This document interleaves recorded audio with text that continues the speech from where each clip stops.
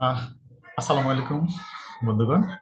আমি আজকে ব্রেন বা মস্তিষ্ক নিয়ে আমাদের কিছু দৃষ্টিভঙ্গি তুলে ধরবো। সো ব্রেন বা মস্তিষ্ক আমার সবচেয়ে প্রিয় কাছের বন্ধু।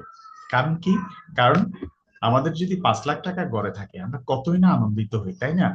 আর যদি 5 কোটি টাকা থাকে তাহলে তো কথাই নাই। এখন কথা হচ্ছে, অথচ 5,000 কোটি টাকার ব্রেন বা মস্তিষ্ক কিন্তু আমাদের মাথার খুলির মধ্যে কিন্তু আছে। তো এইটা নিয়ে আমরা কতটুকু আনন্দিত হই, আমরা কতটুকু আহ, আনন্দ প্রকাশ করি, আমরা কতটুকু তৃপ্তি অনুভব করি। তো আমাদের এই 5,000 কোটি টাকার মস্তিষ্ক নামক সম্পদ কিন্তু আমাদের মাথার খুলির মধ্যে আছে। তো অথচ আমি যদি মস্তিষ্ককে নিয়ে যদি তৃপ্ত না হই, আনন্দিত না হই, মস্তিষ্ক কিন্তু আমার উন্নতির জন্য কি করবে না, ভালোভাবে কি কাজ করবে? দেখেন, আমরা যে কর্মের প্রতি আমাদের সন্তুষ্টি থাকে সেই কর্মী কিন্তু ভালোভাবে কাজ করে, সুন্দরভাবে কাজ করে। আর যে কর্মীর প্রতি আমাদের সন্তুষ্টি থাকে না সেই কর্মী কিন্তু খুব বেশি আগ্রহ উদ্দীপনা নিয়ে, সন্তুষ্টি নিয়ে কিন্তু কাজ করে না। সো মস্তিষ্ক নামক আমার বন্ধুর জন্য আমি কৃতজ্ঞতা প্রকাশ করছি আমার রবের কাছে।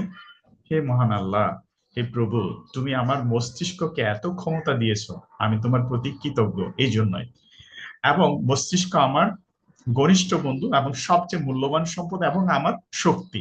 সো আসুন আমরা মস্তিষ্ককে পরিচর্যা করি এবং এটাকে আমরা কাজে লাগাই, আমরা জীবনে উন্নতি করি, সফল হই।